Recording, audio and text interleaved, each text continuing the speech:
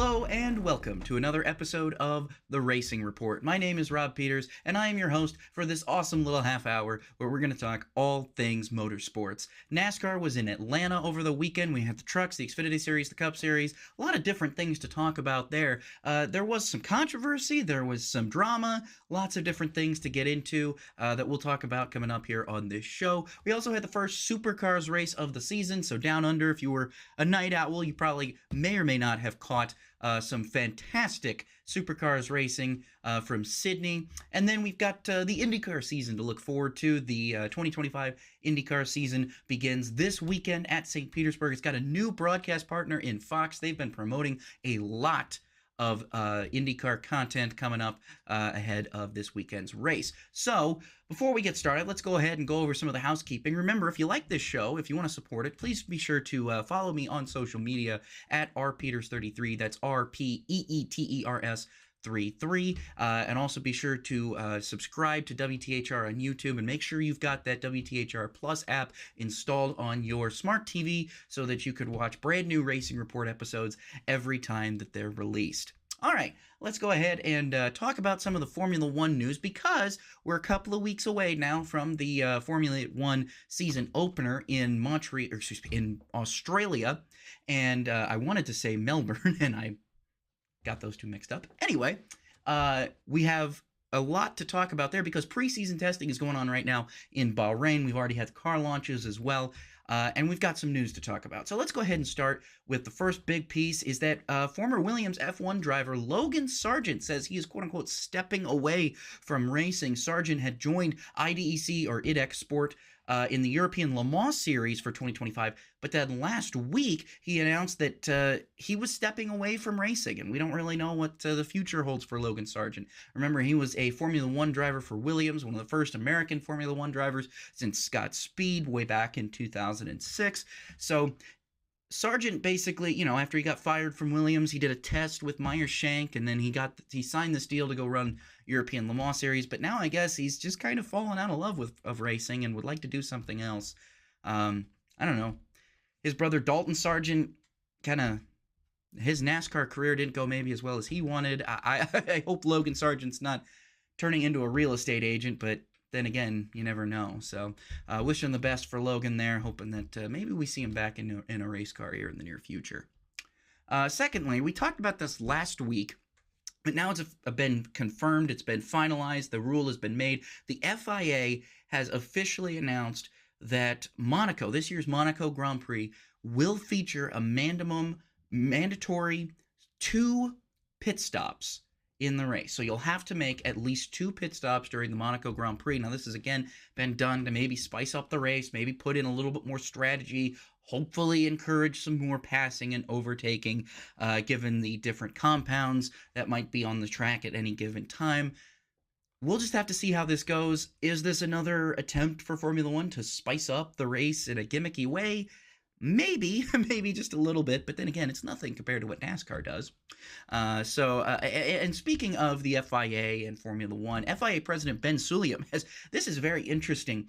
I did not expect this to come out of the mouth of the FIA president, but it did.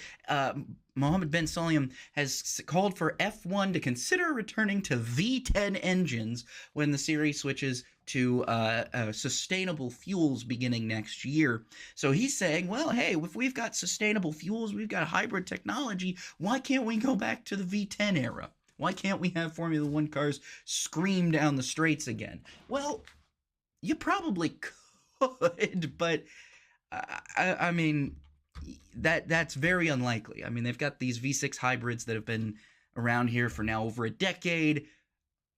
I know that they're kind of switching up the engine formula next year, but I mean, I don't think that is even possible to be on the horizon. Now, Christian Horner apparently echoed Ben Sulayem's comments, but again, I highly doubt that this is going to be something that actually happens. Would it be cool? Yes, absolutely. I would love to hear the return of V10 engines to the Formula One grid, but is that practical? Is it logistical? Is it possible? I don't think so. But speaking of Ben Sulayem, Max Verstappen has continued to criticize the FIA's president's the FIA's president's crusade on swearing. He told reporters earlier this week, saying, quote, "I think you need to use a bit of common sense. Besides that, I prefer that we actually focus on other topics to try and improve safety, and try to improve the overall performance of Formula One cars, instead of actually having to focus on all these kinds of things. It's a bit unnecessary, I think." So that's exactly what Max Verstappen said. That's a quote, word for word, that he told reporters. Now, again, him and Yuki Tsunoda are probably two of the biggest, what's the right word? They're two of the big offenders when it comes to swearing over the radio and swearing in FIA press conferences. I don't think that's going to change, but again, the fines that we talked about a couple of weeks ago are ridiculous if an F1 driver does end up getting fined with this. So I think if I'm Max Verstappen, I'm more focused on racing right now, but this added piece of now, oh, I can't, speak freely over the radio or in press conferences, it's probably going to rub him the wrong way. I don't know if it'll affect his performance. I don't think it will. But again, it's this ongoing controversy in Formula One that's been happening. So Verstappen was also booed during the F175 live event earlier this week, and the FIA has then criticized fans booing. So the FIA does not like the fact that fans booed Max Verstappen, despite the fact that booing is just part of sport, and it has been, and it always will be, and I don't see it ever going away. Fans have always booed their least favorite drivers or the drivers who win too much. I don't know why the FIA is upset about this. Even Christian Horner was like, yeah, it's kind of a bummer, but they're passionate fans. Formula One fans are very passionate, so why shouldn't they boo? I mean, look, it's maybe apples to oranges, but man, IndyCar and NASCAR, you get boos all the time. People boo Kyle Busch. People, boo lots of different drivers. Like, I mean, booing is just part of sport. So, again, Ben Sulayem's definitely got different takes compared to previous FIA presidents, and he's definitely continuing to make that voice heard. Now for some big business news in the world of motorsports. This mostly involves Formula One, but it also encompasses a lot of the other series that we're going to talk about in this show as well. So TWG Global, that is the new name. That's Dan Towers' company. That was Andretti's company that built up the Formula One entry with Cadillac. So they've launched now a division called TWG Motorsports, and that will include this Cadillac F1 team, as well as the Andretti Autosport IndyCar and Formula E teams, also the Spire Motorsports team in NASCAR, and Walkinshaw Andretti United in Supercar. So now all of those teams have been put under one company, one business, and that is TWG Motorsports. And now TWG has a lot of other interests in other sports, stick and ball sports as well. So this is just their motorsports division.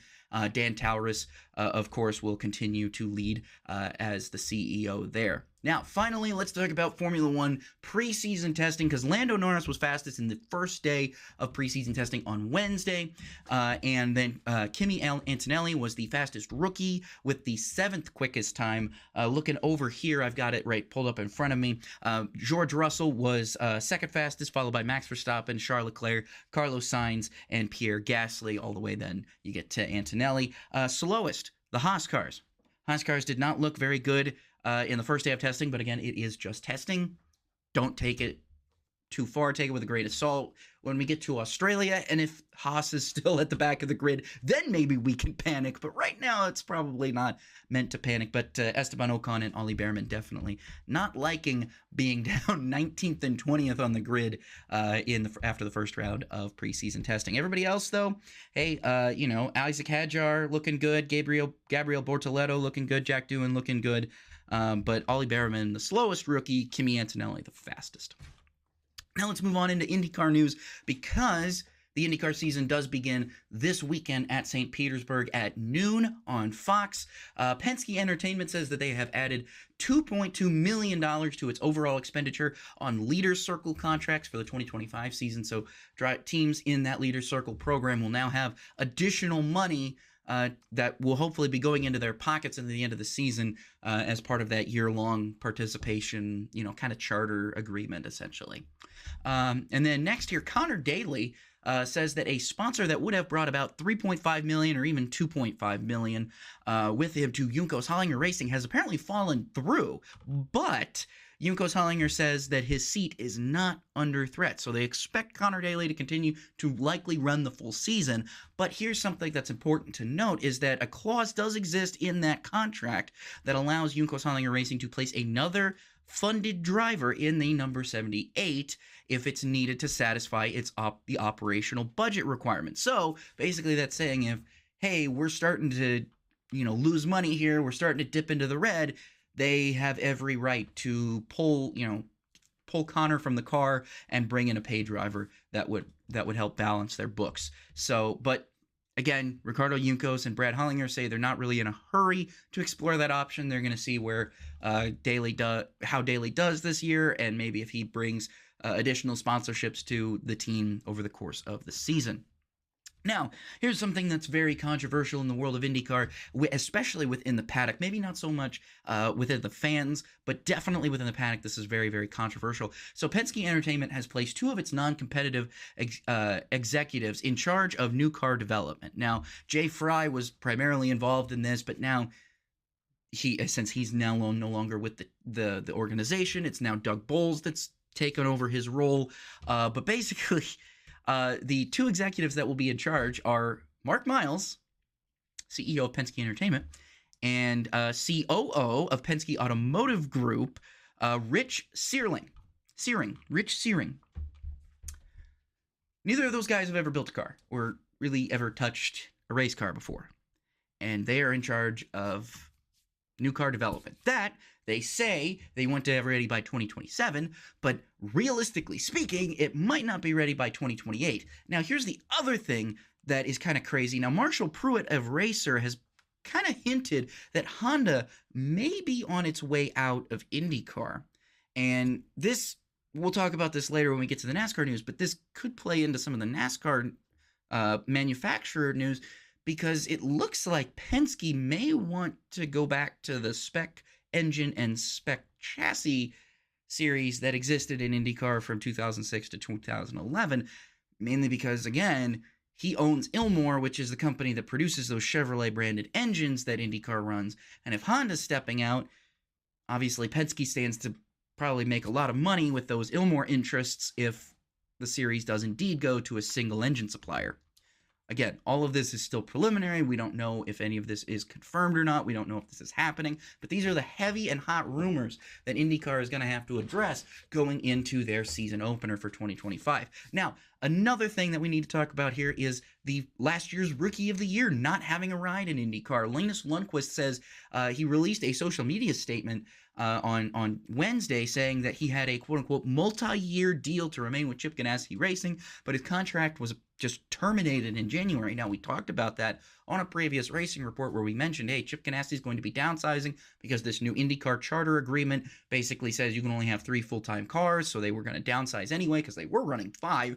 They closed 2 cars. One of those was Linus Lundqvist's team, and now he is without a ride to start the season, despite winning Rookie of the Year, winning pole positions, and finishing on podiums last year for CGR.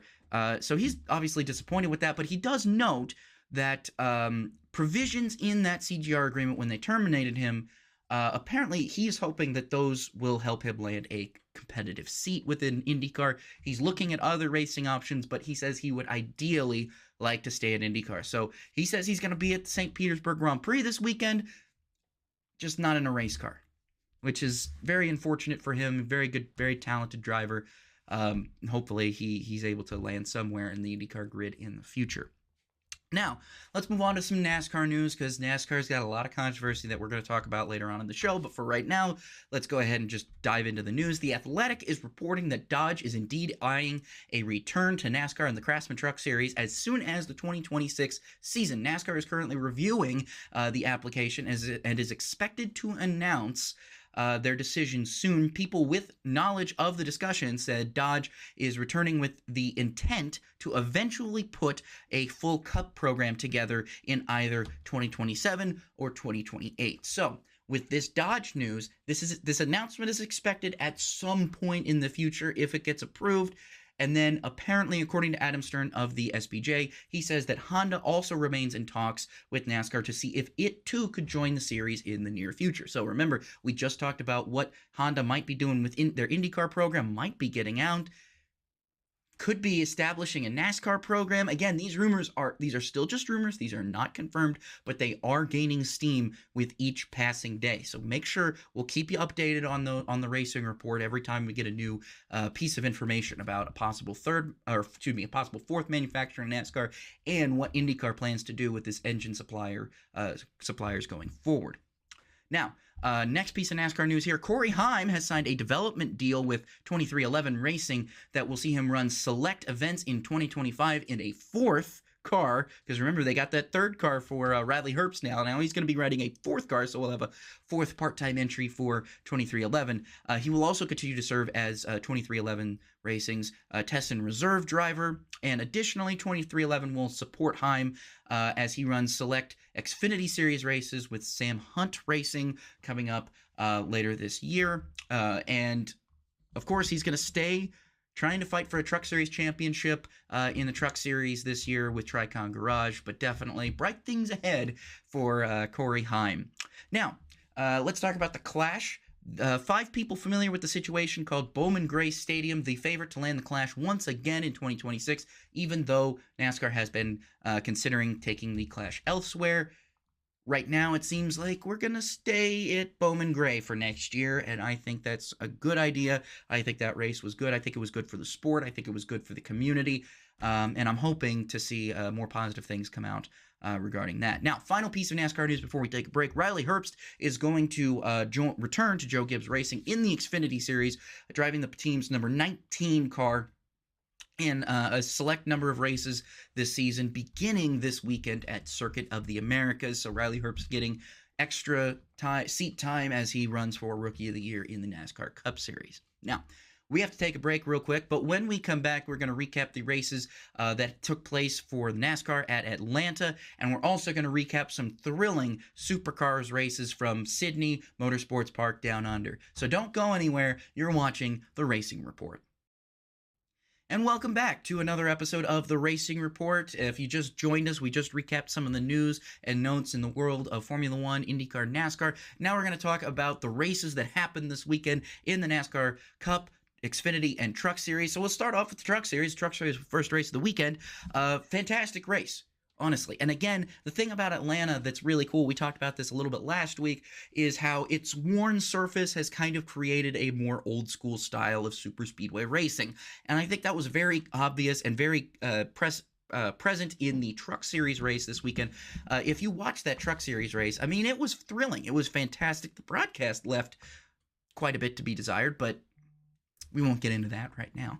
But it was a very good race. It was objectively a good race. We had a close photo finish, and I just want to say Kyle Busch, a lot of people might say, oh, well, Kyle Busch, he needs to stay in the Cup Series, focus on the Cup Series, stop running in the lower divisions. But let's be honest, Kyle Busch loves to win. It's been a while since he's won in the Cup at the Cup level, and for him to come back and get a hard-fought win in the Truck Series at Atlanta, I still think that's pretty good if you're a Kyle Busch fan, for sure. And the other thing that, too, to remember here is he put on a show. I mean, the moves he was making, the slingshots, all of it kind of played into how Kyle Busch's experience level with going back years, 20 years back to his rookie season in Cup, running that style of super speedway racing, he put on a show and showed everybody how it's done. And I thought it was really cool to see some of that old school style racing where Kyle Busch was making all these moves, doing the slingshots and getting a run, going into the turn one and then cutting it down to the bottom and then running right up to the top to block the outside lane. I thought it was thrilling. And then, of course, you can't go wrong with the photo finish. You can't go wrong with the photo finish. But in the Xfinity Series race later that evening, of course, the CW broadcasting once again, knocking it out of the park when it comes to broadcast quality, with the energy brought by that commentary booth is just so refreshing in an era where it feels like commentary has been, at least in NASCAR, has been largely forgotten about and is kind of not what it once was. This race made you feel excited. It was fun. And guess what? What did I tell you last week? I said, if you're on a super speedway, if you're on a drafty track, bet on Austin Hill. Now, you probably lost some money if you bet on Austin Hill for the Daytona 500. But if you bet on Austin Hill to win on Saturday, you probably won some money, right? That guy is something else when it gets on a super speedway. I don't know what it is. I don't know how he manages to prevent guys from passing him. Now, admittedly, the Xfinity package was not as good as the truck package. Wasn't really even as good as the Cup package. It was kind of so-so, a lot of single file racing. But man, you gotta respect someone who just dominates at one type of racing, and that's Austin Hill. And honestly, it's RCR as a whole, because Jesse Loves won at Daytona, and now Austin Hill wins at Atlanta, and RCR won several. I mean, I think they've won like all but one out of like the last 8, 9 maybe super speedway races that the Xfinity series has run. So definitely, if you're wanting to get a good super speedway finish, maybe hook up with RCR in the future, because that might help. But then finally in the Cup Series, we had a lot of controversy within NASCAR. That's NASCAR. It happens all the time. So obviously before the race, the Xfinity Series had ended under green. Now there was a big crash on the last lap, and in that crash, you had a lot of guys just kind of plowing in. And now keep in mind, Atlanta, it's 1.5 miles. So the track length is a lot shorter than Daytona. The cars are going to come back around a lot faster, and a lot of people were kind of critical, though happy that NASCAR didn't throw a caution on that last lap in the Xfinity race. Now, when the Cup race comes to think, basically this crash happens on the last lap in the same location on the backstretch. NASCAR throws the caution in turn 3, just about entering turn 4 with the leaders. Now, the leaders were 3 wide, so technically we got a 3 wide finish again, though it wasn't decided at the line. It was still technically a 3 wide photo finish, even though it was determined by when the caution came out. Now, a lot of people were questioning, well, why if they did it in the Xfinity Series, why didn't they do it in the Cup Series? Well, Elton Sawyer explained before the Cup race that they weren't going to do that. NASCAR was not going to make that kind of mistake again. They called basically the not throwing of the caution flag at the end of the Xfinity race. They said, this was our bad. We screwed that up. We should have done that. So now they're pledging in the future, we're going to be a lot better at this and throwing those cautions. Hopefully we get more consistent yellows, because I think a lot of those cautions that flew at Daytona, like, you know, in the dual race where you had Eric Jones and Austin Cindric, who probably could have finished the race at the line, having to go back to replay scoring loops and see when the caution came out, and then determining, hey, it was actually Austin Cindric that won, not Eric Jones. Eric Jones obviously was upset about that. A lot of fans were as well, probably wishing that the race ended under green. But I think in the situation of the Xfinity race, I see where they're coming from, where they say, yeah, we kind of screwed up here. Because again, Atlanta is a much shorter track than Daytona. You have a lot shorter time before the leaders get around to where the accident might be, compared to like at Daytona, where by the time the drivers get back to the backstretch on the cooldown lap, they're definitely running about half the speed that they were when they took the checkered flag. So again, NASCAR just working on that consistency level, and we'll see what they do in the future. Hopefully they stay consistent and throw consistent cautions when it comes to the white flag lap. Now let's talk about supercars in Sydney, because I can almost guarantee you, if you live on this side of the pond in the United States, you probably didn't watch a lot of those races, because they took place at insane hours of the morning, because it was a night race in Sydney. So you had the Sydney Super Night, 3 races, 3 supercars races, all won by Cam Waters. He swept the pole positions and the 3 races, which is insane, unheard of, something that very seldom ever gets done in the Supercar Series. And if you haven't seen the finish to the first race, by all means, you need to watch this. A thrilling battle between Cam Waters and Brock Feeney came right down to the line. Now, I'm just telling you, I'm going to describe this for you, but I promise you need to look this up on the internet as soon as possible, because coming out of the final turn, right, Feeney, he's got this sizable lead, right, on Waters. And you're thinking, you know, okay, they're coming to the line, they're making a sprint to the line. Surely, you know, if he's got about a car length or about lead Feeney does, it's going to be hard for Waters to get him back. No, Waters kept his nose underneath the rear bumper of Feeney, pulled out, side drafted him like NASCAR style, side drafted Feeney, pulled up alongside him, and made the winning pass at the line. We had a photo finish in Supercars at the line thanks to a side draft. I mean, we're getting into NASCAR territory here with the Supercars, and it makes sense because Cam Waters ran some truck races last year. So, maybe they're picking up from a lot of these guys in Supercars are coming over and running a handful of NASCAR races, and they're picking up on some things. And you could definitely tell watching Supercars, the guys who've tried NASCAR and the guys who haven't, because the guys who've tried NASCAR seem to be able to make some of those moves. Like, I mean, Waters, let's be honest, Waters and Feeney, they were throwing punches at each other, not, figuratively behind the wheel of the race car. They were just bumping and grinding on each other. And finally it comes out, you have a side-by-side finish, and that's just race 1. Obviously, race 2 and 3 weren't like that. Actually, race 3 was kind of interesting because you had most of the race was run under dry conditions, and then you get to like the last 10 laps, and suddenly it starts raining. And now you got teams scrambling, thinking, well, what do we do? Do we go on to wets, or do we tough it out and try and finish this race on slicks? Because here's the thing, if you pit for wets, how much time do you lose? How much time do you gain? Well, guys were losing according to the broadcast, they were losing like 15, 16, 17 seconds by running slicks in those wet conditions. But nobody came in to get wet tires. They all stayed out on the slicks. Just ballsy. And some of the moves that these guys were trying to make, just go watch those highlights now. I promise you, you will not be disappointed.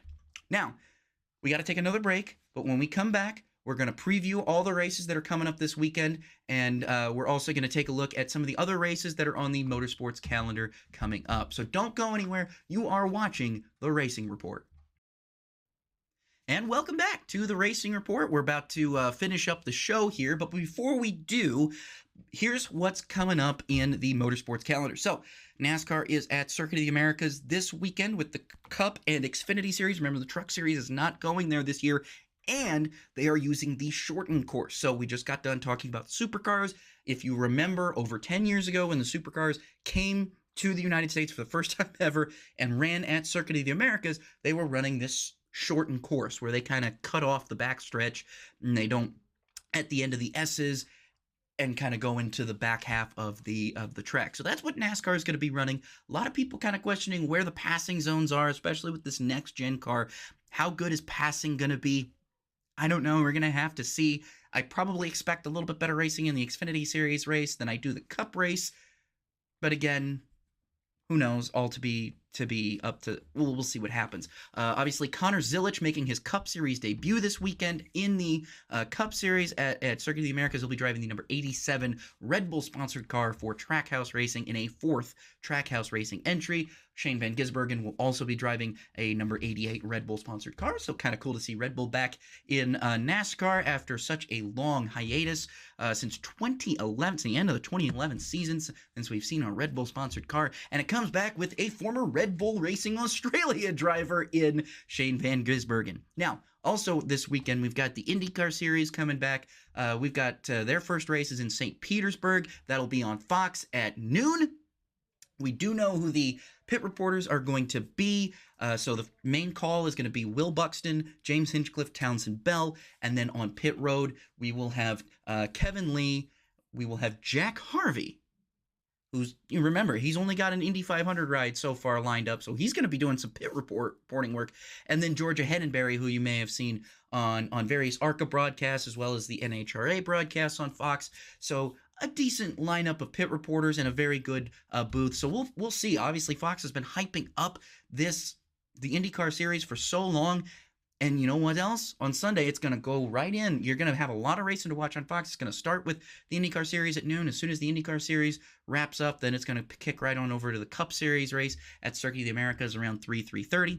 So just be ready for that. It's going to be a big day of racing coming up on Sunday. Now, Other races to look forward to in the future. The next Formula E race is going to take place April 12th at Homestead Miami Speedway.